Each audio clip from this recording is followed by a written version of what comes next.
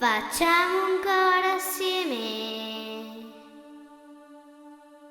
e un bel sorriso grande.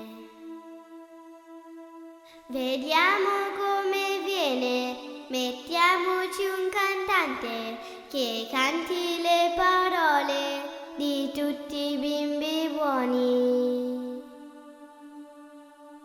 che renda tutti i cuori pieni di emozioni. Facciamo un